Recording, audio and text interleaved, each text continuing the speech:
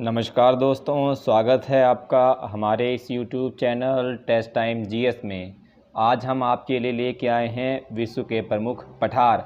हम सबसे पहले ये जानेंगे पठार क्या होता है, उसके बाद हम पढ़ेंगे पठारों का वर्गीकरण और उसके बाद हम पढ़ेंगे विश्व के विभिन्न पठार और उनके कुछ मुख्य बिंदु और वो पठार किन किन क्षेत्रों में पाए जाते हैं, और उसके बाद में लास्ट में हम करेंगे MCQ। तो चलिए वीडियो में आगे बढ़ते हैं। तो सबसे पहले हम ये जान लेते हैं कि पठार किसे कहा जाता है। विश्व का वह भूभाग जो अपने आसपास के स्थल से पर्याप्त ऊंचा होता है तथा उसका शीर्ष भाग चौड़ा एवं सपाट होता है, उसे पठार कहते हैं। ठीक है, कि वह भूभाग जो अपने आसपास के स्थल से काफ़ी ऊंचा होता है तो उसको हम बोलते हैं पठार बोला जाता है। अब अभी हम अंतर भी आपको समझा देंगे कि पहाड़ में और पर्वत में क्या अंतर है, तो वो भी मैं अभी आपको बताऊंगा। पठार की चट्टानें मुख्यतः बलुआ पत्थर, चूना पत्थर, अवसादी चट्टानें होती हैं। भूभाग का 33% भाग पठार स्थित है और पठारी क्षेत्रों में विश्व की कुल जनसंख्या का 9% जनसंख्या निवास करती है। मतलब कुल जितना भूभाग है उसका 33% पठारी भाग है और जो कुल जनसंख्या पूरे विश्व में निवास करती है उसका 9% भाग जो है ये पठारी क्षेत्र में निवास करती है। तो देखिए पठार में थोड़ा सा मैं आपको क्लियर कर देता हूँ यहाँ पर कि पठार को कैसे समझेंगे हम। देखिए पठार जो पर्वत होता है वो कुछ ऐसे चोटी वाला होता है, ऐसे करके चोटी होती है, उसको हम पर्वत बोलते हैं। ठीक, फिर अगर इसी का छोटा रूप है तो उसको हम पहाड़ बोल देते हैं। लेकिन पठार जो होता है वो होता तो ऐसा ही है, लेकिन वो कुछ ऐसे मेज के आकार की आकृति होती है, इस तरीके का भूभाग होता है, तो उसको हम पठार बोलते हैं। पर्वत जो होता है वो बहुत ऊंचा होता है। हालांकि जो मैंने इंडियन ज्योग्राफी की प्लेलिस्ट में वीडियो बनाए हैं उसमें एक वीडियो आपको मिल जाएगा भारतीय पर्वत और पहाड़, तो वहाँ पर जो है मैंने पर्वतों वाली वीडियो में शुरुआत में ही इन तीनों को डिफरेंस करके समझाया है कि पर्वत किसे कहते हैं, पठार किसे कहते हैं और पहाड़ किसे कहते हैं। तो मेनली आपको ये याद रखना है कि जो भूभाग अपने आस-पास के स्थल से ऊंचा होता है और इसका शीर्ष भाग, ये जो लिखा है शीर्ष भाग चौड़ा एवं सपाट, ऊपर का भाग जो होता है चौड़ा और सपाट होता है, और इसकी जो चट्टानें होती हैं वो बलुआ पत्थर, चूना पत्थर और अवसादी चट्टानों से बनी होती हैं। और ये भूभाग जो होता है कुल भूभाग का 33% होता है और विश्व की कुल जनसंख्या का 9% यहाँ पर जनसंख्या निवास करती है। ठीक, अब अगर हम बात करें पठारों की, पठारों का अगर हम वर्गीकरण करें तो पहला है अंतर पर्वतीय पठार, है ना, अंतर पर्वतीय पठार। तो वो पठार जो चारों तरफ से पर्वतों से घिरे होते हैं अंतर पर्वतीय पठार कहलाते हैं। विश्व का सबसे विस्तृत पठार तिब्बत का पठार भी इसी श्रेणी में आता है। तो अंतर पर्वतीय पठार समझ लीजिए जैसे एक पर्वत इधर हो गया ऐसे करके और एक पर्वत इधर हो गया, ठीक, और ये वाला मैदानी भाग हो गया। तो देखिए ये जो भाग है ये वाला, ये कुछ ऊंचा है, मैं कलर चेंज कर लेता हूँ। ये वाला भाग जो है ये ऊंचा है और ये वाला मैदानी भाग है, ये देख रहे हैं आप। ठीक, बाकी ये दोनों पर्वत हो गए। तो दो पर्वतों के बीच में या दो से ज़्यादा मतलब पर्वत श्रृंखलाओं के बीच में जो ये वाला क्षेत्र है इसको कहा जाएगा अंतर पर्वतीय पठार। ठीक, जो तिब्बत का पठार है वो इसी का एग्जाम्पल है। विश्व का सबसे विस्तृत पठार है तो तिब्बत का पठार जो है वो इसी का एग्जाम्पल है कि दो पहाड़ों के बीच में वो स्थित है, तो इसलिए उसको कहा जाता है अंतर पर्वतीय पठार। उसके बाद में हम बात कर लेते हैं गिरिपद पठार की। तो गिरिपद पठार में देखिए गिरि मतलब क्या होता है, गिरि मतलब पर्वत होता है, पर्यायवाची आपने हिंदी में पढ़ा होगा, है ना। और हाँ, तो और पद मतलब उसका पैर। तो देखिए एक साइड में ऐसे पर्वत और दूसरी साइड में ऐसे ये पठार, और इसके निचले हिस्से में यहाँ पर ये वाला हिस्सा, कलर चेंज कर लेता हूँ, जहाँ पर ये आपको ब्लू कलर दिखाई दे रहा है, यहाँ पे मैंने एरो लगाया, ये वाला हिस्सा या तो समुद्र हो, ठीक है, या तो ये समुद्र हो और या फिर ये मैदानी भाग हो। कैसा हो, मैदानी भाग हो, या तो समुद्र हो या मैदानी भाग हो। इसी को बोला जाता है, ये वाले हिस्से को, ये जो पठार है इसको बोला जाता है गिरिपद।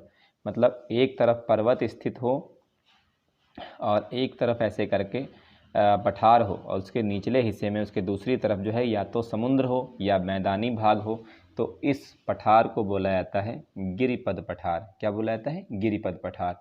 तो उम्मीद करता हूँ कि आपको समझ में आ गया होगा कि गिरिपद पठार किसे कहते हैं। आगे बात कर लेंगे, पहले इसको इरेज करते हैं। आगे बात कर लेते हैं गुंबदाकार। ठीक है, पठार। ये जो पठार होता है इसका निर्माण भूपटल के वलन की प्रक्रिया के द्वारा बने गुंबदनुमा आकार के कारण होता है। जो छोटा नागपुर का पठार है वो इसी प्रकार का उदाहरण है। ठीक, ये ना एक गुंबद के आकार का होता है, मतलब होता ऐसा ही है, ऐसे करके गुंबद के आकार का होता है, ऐसे करके गुंबद के आकार का। ठीक, तो गुंबद के आकार का होता है, तो इसलिए इसको गुंबदाकार कहते हैं। कौन सा कहते हैं? गुंबदाकार कहते हैं कि इसका आकार गुंबद के कारण होता है, गुंबदाकार होता है। और इसका जो एग्जाम्पल है ये आपका छोटा नागपुर है ना, छोटा नागपुर का पठार जो है वो इसी का एग्जाम्पल है। फिर अगला आता है महाद्वीपीय पठार। इन पठारों को शील्ड भी कहा जाता है। जो आपके ये महाद्वीपीय पठार हैं इनको शील्ड भी कहा जाता है। ये पठार पर्वतों से दूर होते हैं और ये महासागर के तट पर स्थित होते हैं। जैसे मान लीजिए इसके इधर भी महासागर है और इधर भी महासागर है और बीच में ये पर्वत स्थित हैं। इधर भी आपका सागर है, इधर भी आपका सागर है या महासागर है, और ये पर्वतों को दूर होते हैं। मतलब कहने का मतलब है कि जो महाद्वीपीय पठार होते हैं इनके आसपास पर्वत नहीं होता है, ना तो इनके इस साइड में पर्वत होता है ना ही इनके इस साइड में पर्वत होता है। इनको कहा जाता है महाद्वीपीय पठार। क्या कहा जाता है? महाद्वीपीय पठार कहा जाता है। ये पर्वतों से दूर होते हैं और सागर के तट या समतल भूमि से घिरे होते हैं। अगला बात कर लेते हैं ज्वालामुखी पर्वत।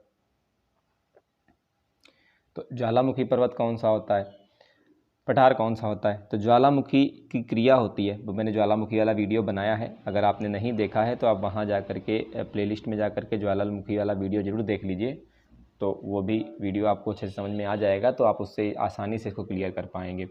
तो उससे जो लावा निकलता है, उस लावा से जो पठार बनता है उसको कहा जाता है ज्वालामुखी। मान लीजिए यहाँ से ब्लास्ट हुआ ऐसे करके, ये लावा गिरा और ऐसे करके धीरे धीरे इसने ऐसे करके अपना क्षेत्र विस्तृत किया, तो ये जो क्षेत्र पूरा बन के आया ज्वालामुखी के आसपास का क्षेत्र, इसको कहा जाएगा ज्वालामुखी पठार। और इसका जो उदाहरण है वो है भारत का दक्कन का पठार। जो भारत में दक्कन का पठार है ना, वो इसका एग्जाम्पल है ज्वालामुखी का पठार, वो ज्वालामुखी से ही बना है।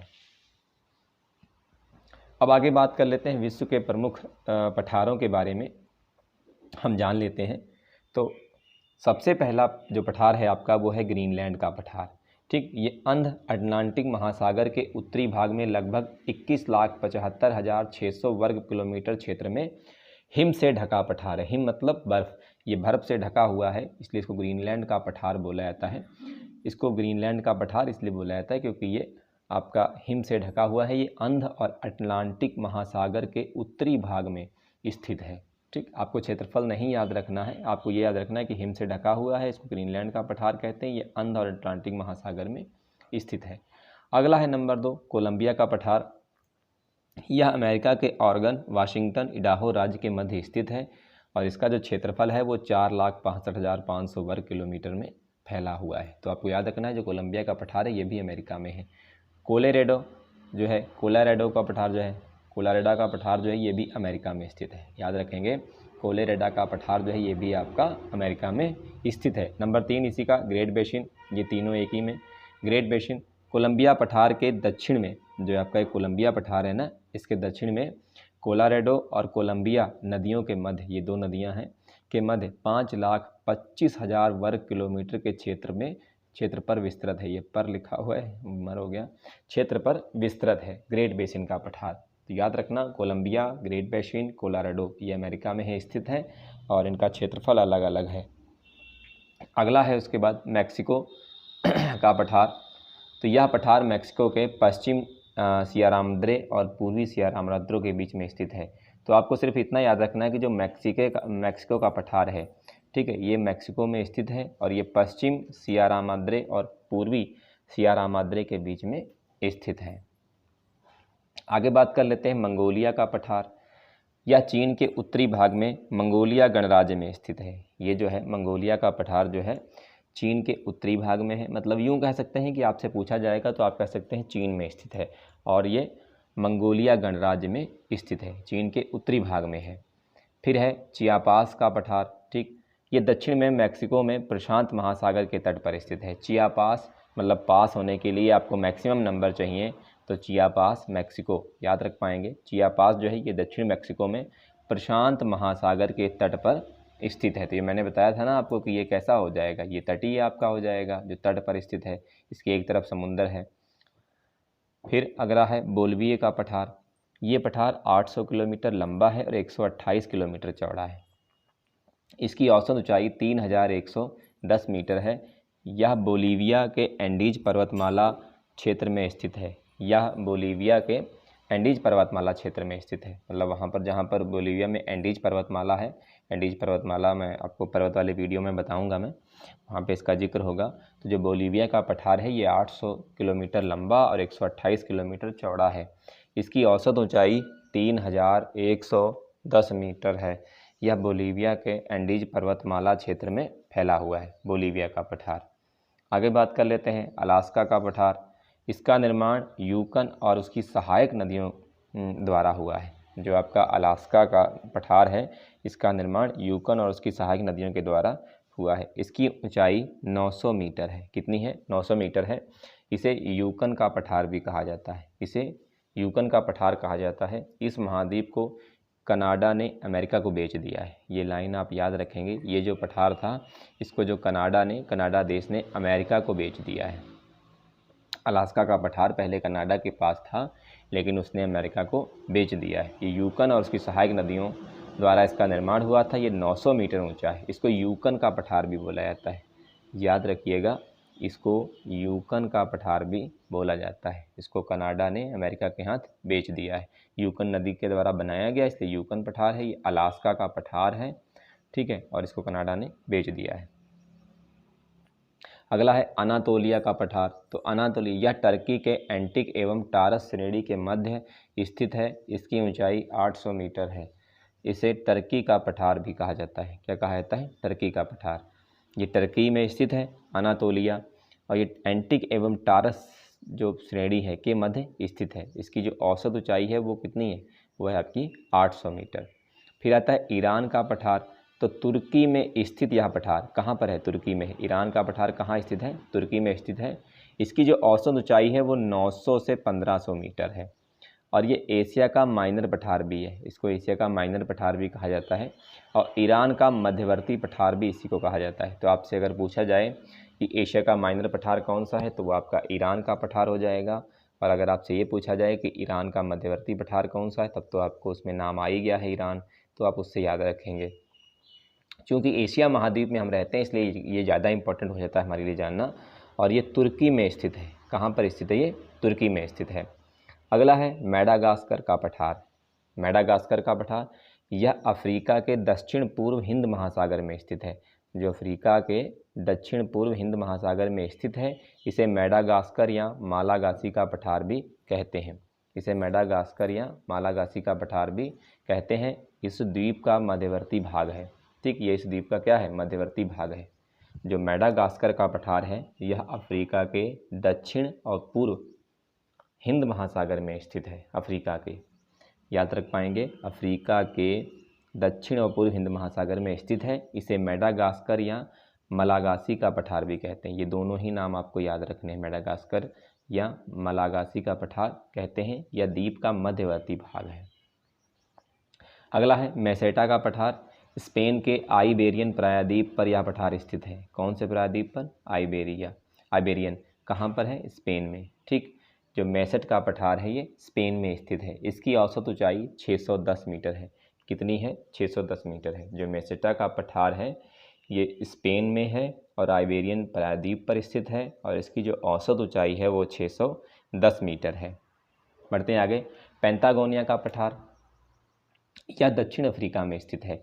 यह खनिज भंडार के लिए प्रसिद्ध है। जो पेंटागोनिया का पठार है यह दक्षिण अफ्रीका में स्थित है। यह खनिज भंडार के लिए प्रसिद्ध है। याद रख पाएंगे, जो पेंटागोनिया का पठार है यह दक्षिण अफ्रीका में स्थित है और यह खनिज भंडार के लिए प्रसिद्ध है। ये क्वेश्चन बनता है यहाँ पे, खनिज भंडार के लिए कौन सा आपका इनमें से पठार प्रसिद्ध है? तो वह आपका पेंटागोनिया, दक्षिण अफ्रीका में स्थित है। अगला है शान का पठार। यह म्यांमार में स्थित है। कहाँ स्थित है? म्यांमार में। यह चांदी के लिए प्रसिद्ध है।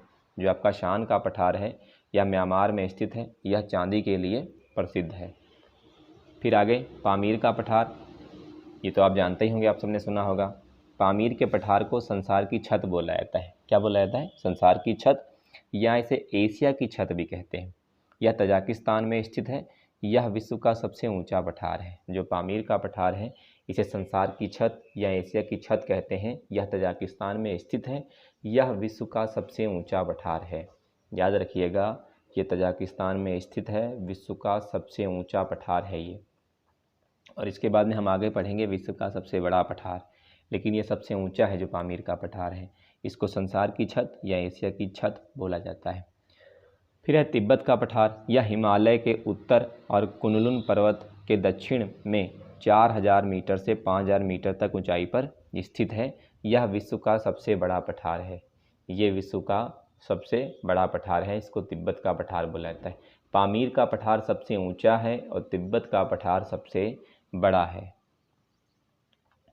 फिर अगला है ब्राज़ील का पठार। यह दक्षिण अमेरिका में स्थित है। यह आकार त्रिभुजाकार है। ठीक है, इसका जो आकार है वो कैसा है?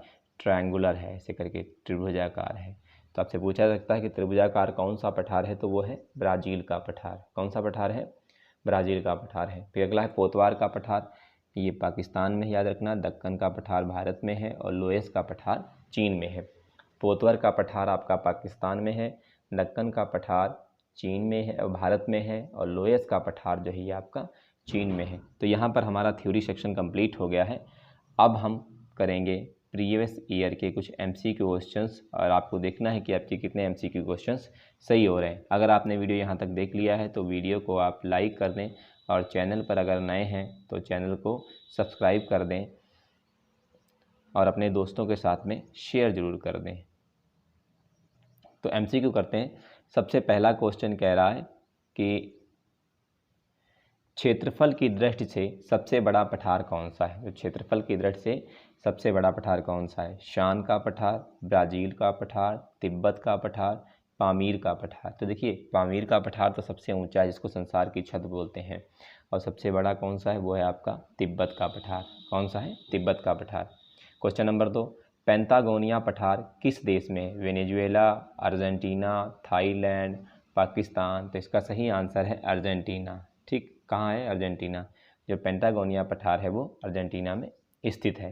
क्वेश्चन नंबर 3 कह रहा है अलास्का का पठार किस देश में है? Mongolia, USA, Greenland, Argentina. ठीक है, तो वो आपका सही आंसर हो जाएगा USA, United state of America. Question number 4, स्थल मंडल के कुल भाग का कितने प्रतिशत पठार है? जो स्थल मंडल है उसका कुल कितने प्रतिशत भाग है? तो वो है आपका 33%। कितना है? 33%। और आज के इसके वीडियो का एक क्वेश्चन आपके लिए है कि विश्व की कुल जनसंख्या का कितने प्रतिशत भाग पठार में निवास करता है? ये क्वेश्चन का आंसर आप हमें ज़रूर कमेंट करें। और वीडियो अगर आपने पूरा देखा है तो आपका धन्यवाद। वीडियो को लाइक कर दें, और चैनल पर नए हैं चैनल को सब्सक्राइब करें, और अपने दोस्तों के साथ में शेयर करें। हम छोटे छोटे वीडियो के माध्यम से आपकी वीडियो में बेहतर तैयारी करवाते रहेंगे। मिलते हैं अगले वीडियो में नए टॉपिक के साथ।